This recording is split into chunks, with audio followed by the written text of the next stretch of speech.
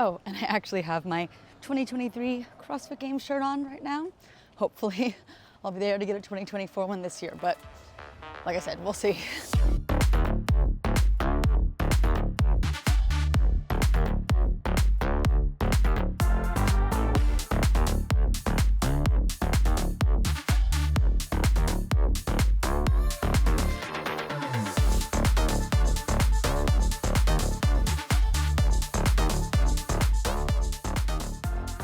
Walking over to the gym right now. Today is July 22nd.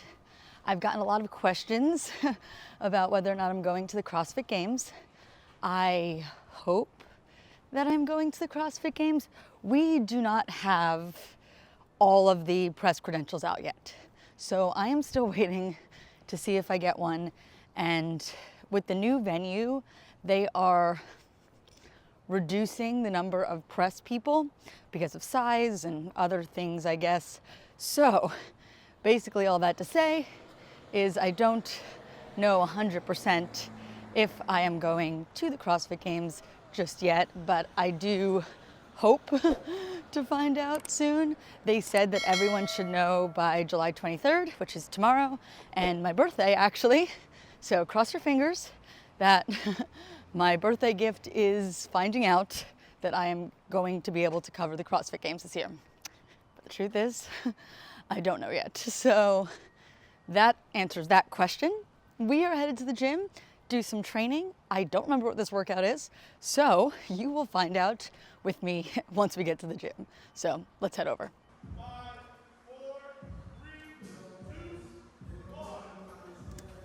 Here we go, workout is underway. It is an 18-minute AMRAP.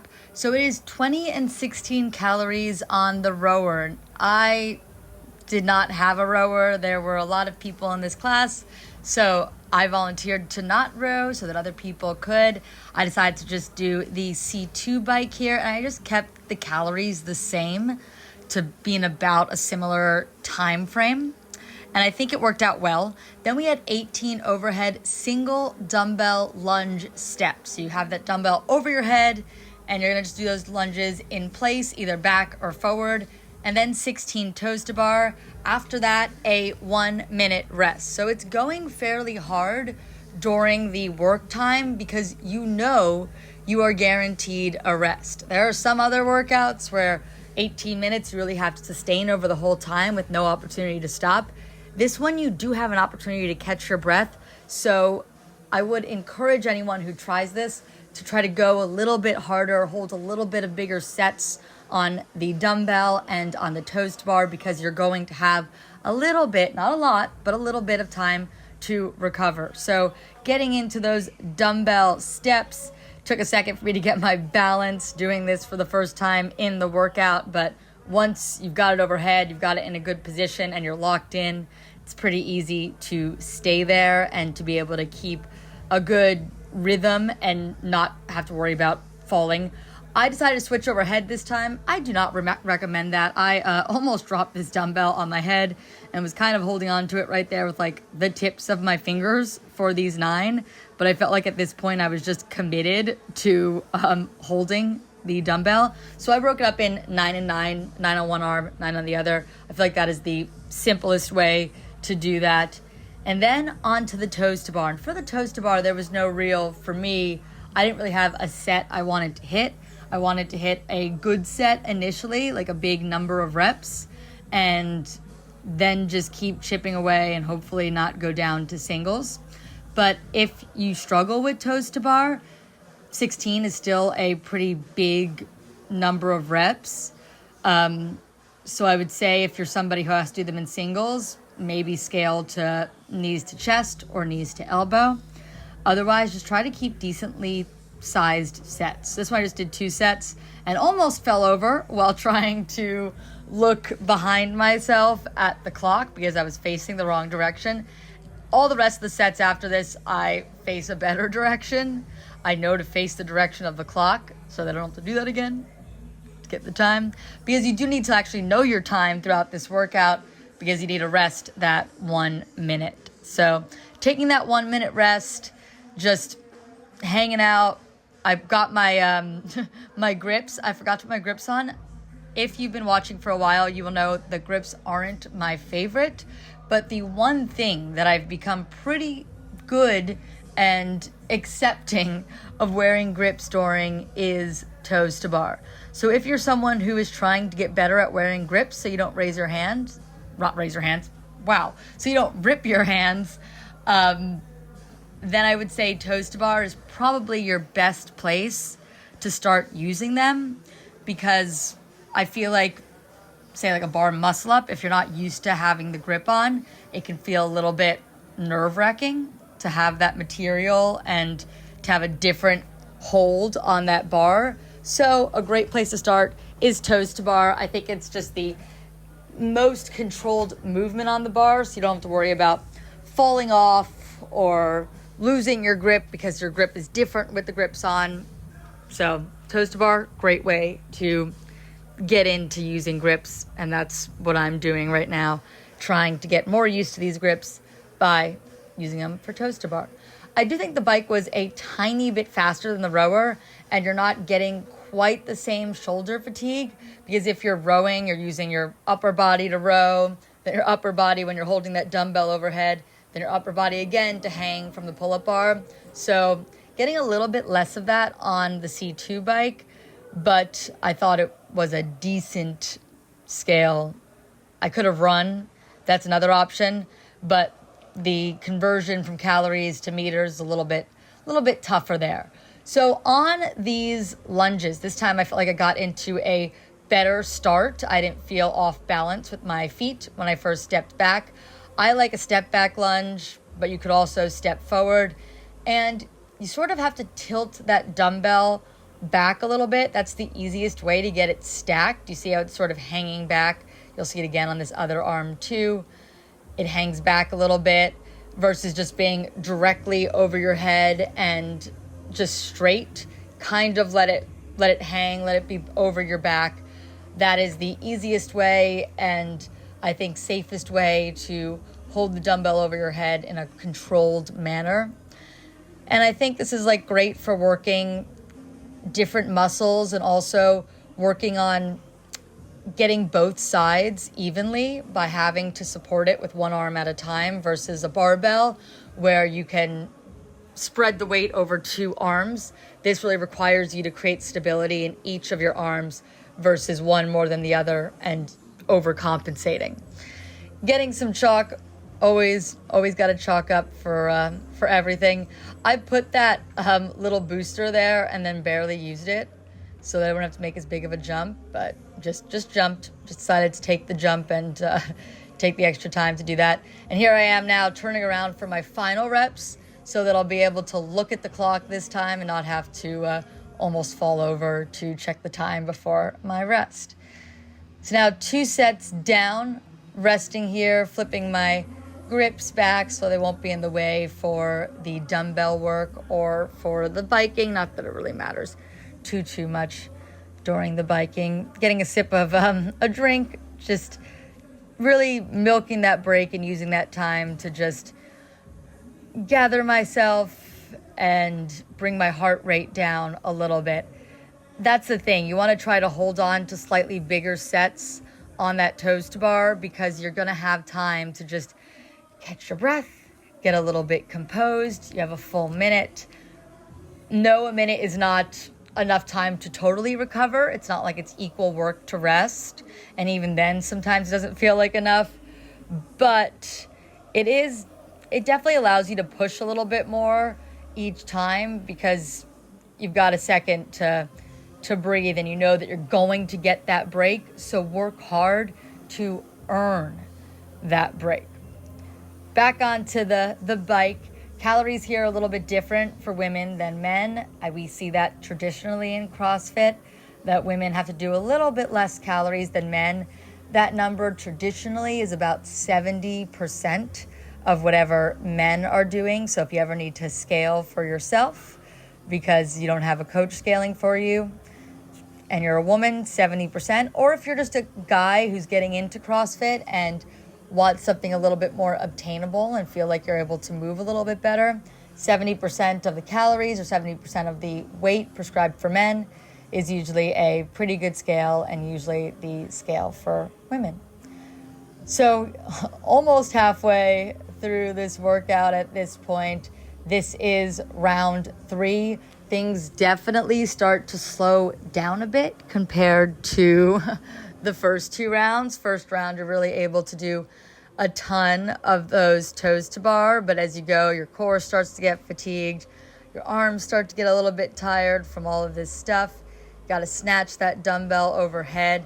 That is the easiest way to get the dumbbell into position for this movement, but it's not what you have to do. You could clean the dumbbell to your shoulders and then jerk it over your head if that's just more comfortable for you and that allows you to get the weight overhead in a better position. That's definitely another option here. But the easiest and quickest way to get that dumbbell overhead is to just snatch it right into place, let it hang behind you, and start lunging. I've talked about this before, but lunge, great for the booty. So I enjoy a lunge. I also enjoy overhead. I have pretty good overhead mobility and stability.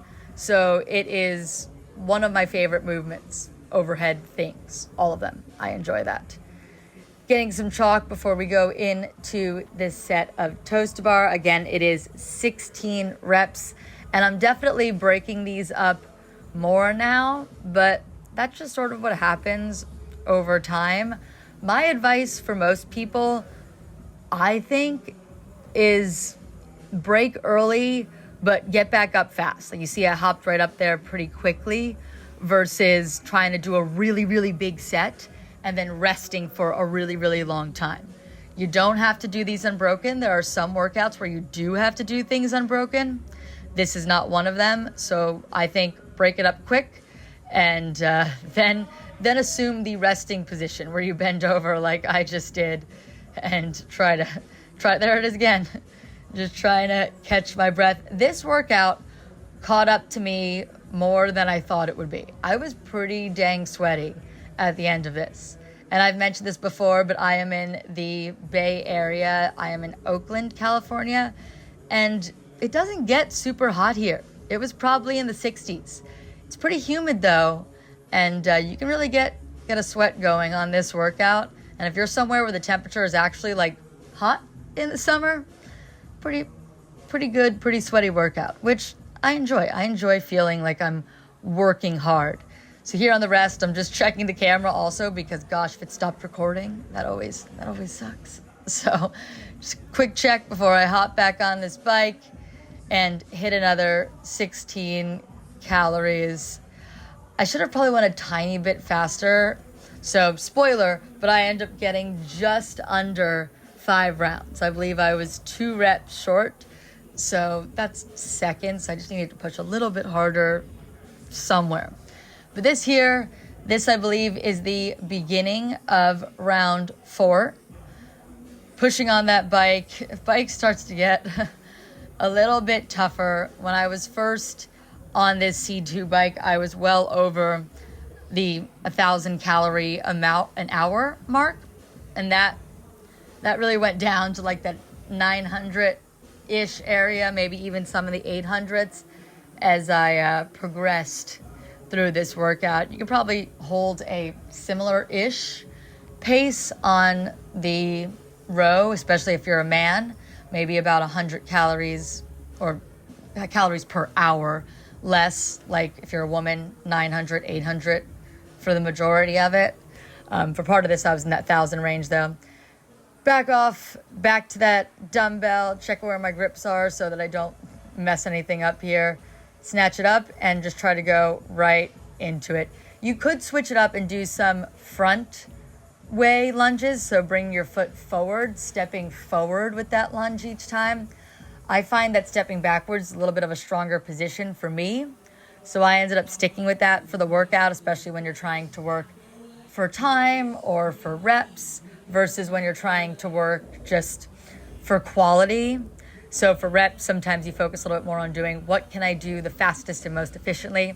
And for me, it is a stepping back lunge versus a stepping forward lunge. But you could do either, and you could choose to change it up to work different muscles. Could possibly feel a little bit less fatigued because you're working a different direction than you were prior to that in the previous rounds. So there could be some benefits of switching in a stepping forward lunge. The CrossFit Games are right around the corner. I wonder if we'll see any overhead dumbbell stuff at the games or overhead kettlebells. We've seen some of that before, and those athletes, pretty strong overhead, can do some pretty impressive things. I would guarantee we will see some toes to bar at the CrossFit Games. Well, I guess I can't guarantee it, but I'm gonna say I feel pretty good about making that prediction. So right now, saying we're gonna see some toes to bar. And I love these pink rads that I have on here. Oh, stepped on my dumbbell. I think they're really cool and look really great on video. And if you've been here a while too, you probably know that the rads are my favorite shoe. They're always expensive. They never go on sale, but they're a really solid shoe. All right, just finished up round 4, and I think I overestimated how much time I was gonna have left for round 5, which is why I didn't quite end up finishing it. I felt like I thought in my head it was gonna take 2 minutes, but these rounds are taking closer to 3 minutes. So I thought I was gonna have like more time, and I didn't press the cardio piece, the row, or in my case, the C2 bike, as hard as I should have. So some advice going into your last round: math is hard. Math is really hard when you're this tired and sweaty and in the middle of a workout and counting rounds. So that last round, just push it. Just push it. You're almost finished, and you wouldn't want to be like I was and be like, darn, I just missed finishing, 5 rounds. You don't want to be like that. You don't want to be like me. So my advice is push this last round. Know that you're almost done for the day. Although there is some more lifting after this. But know that you're almost finished with the Metcon for the day, and you just got to grind through. I do look like I'm grinding, but I was looking at the clock and for some reason was miscalculating this whole thing in my head. Maybe just don't try to do calculations. Just work. Just be a workhorse. Just keep your head down and, like a sled dog, just go to work and grind versus trying to do math and calculate, because I steered myself wrong and I have no one to blame but myself. So we're getting into the almost last 2 minutes of the workout here to do those 18 lunges, single arm dumbbell, 35 pounds for the women, 50 for the men, and then onto those 16 toes to bar. So still on the bike, have about a minute 45-ish left to try to get these reps, and I just think I thought it was going to be faster than it was. I'm like pacing it out. I'm like looking at my heart rate. What a waste. Pick that dumbbell up. Go, Amanda, go.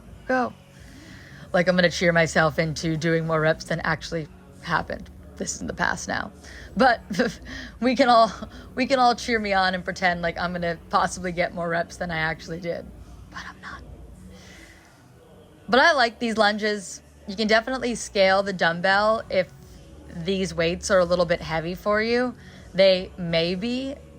Overhead for some people is challenging. That stability is challenging. So I would say use the heaviest weight you can do safely and in a stable way. So now I have less than a minute. I don't know if I've realized yet that I have less than a minute and I still have 16 toes to bar. Fresh, can I do 16 toes to bar in 45 seconds? Sure. This fatigued, and also now I'm like 20 seconds. Nope, apparently not. But also I probably shouldn't have taken as much time right here to chalk up. Probably should have just jumped up. What are you doing, Amanda? Put the chalk down. Jump onto the bar. Get those reps. But I'm pretty sure I only get 14 here. I tried, kicking pretty fast, trying to get as many as I can.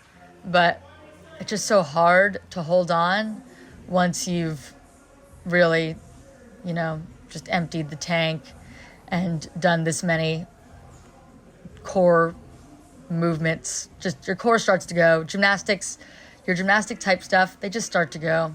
Not much you can do about that. End of the workout, assume the recovery position. For me, it's the squat, getting some mobility in and recovering. Trying to gather myself, pretty sweaty.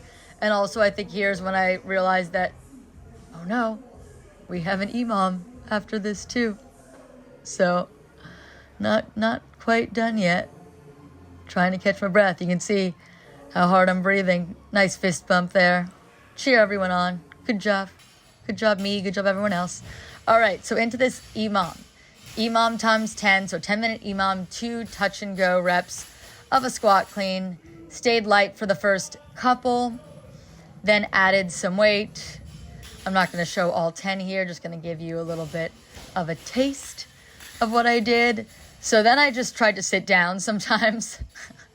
You can see I'm still breathing pretty hard here.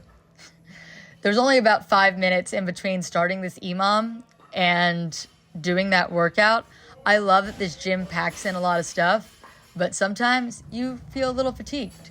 But fatigued lifting can be good. We've had times in the open that we've had to lift after a Metcon. So this right here, this is practice for that. We're just getting really fit.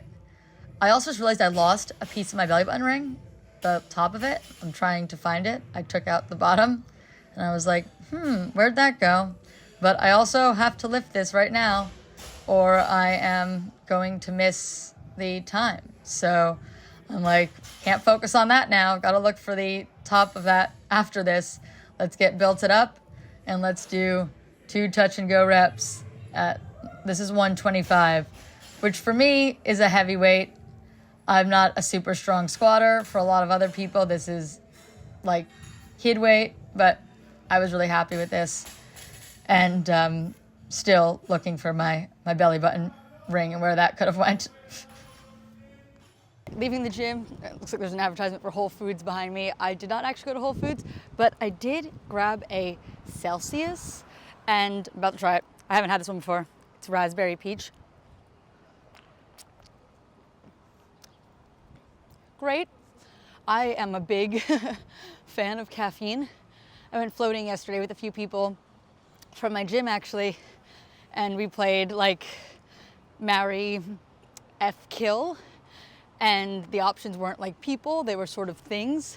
So there was one that was caffeine, cheese, and chocolate, and easy to marry caffeine because just can't live without it. I mean, I could, but I don't want to. And then if I had to choose one for the F, I think I'd probably do cheese. I thought chocolate at first, but reevaluating, and then kill chocolate, I guess. It's a hard choice. Let me know in the comments below what you think. Back at home with Carson, come here. He's right here, but he's just a little bit too low. He still has his birthday boy bandana on. His birthday was on Saturday, July 20th, and mine is tomorrow. So we're kind of birthday twins, right, Carson? Right? Say hi. He's distracted. He wants to play, right? Yeah, he wants to play. For those of you that asked how he is, his cone is off. He is ready to bark.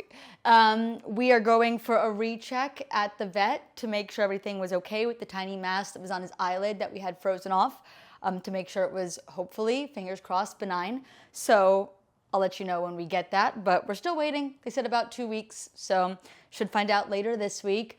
Also, I keep on checking the email on my phone to see if I got an email from CrossFit yet about going to the games and getting a press credential. So keep your fingers crossed that that all goes well.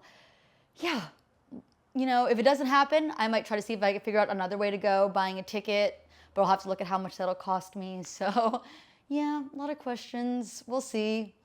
We'll see. It's just a new year, different things, whatever CrossFit has to do is what they have to do, you know. Gotta just understand things change. So we will see, hopefully. But like, definitely send positive vibes my way and Carson's way for his little biopsy and making sure everything is good there. Anyway, I appreciate you all for watching and I'll see you later. Bye.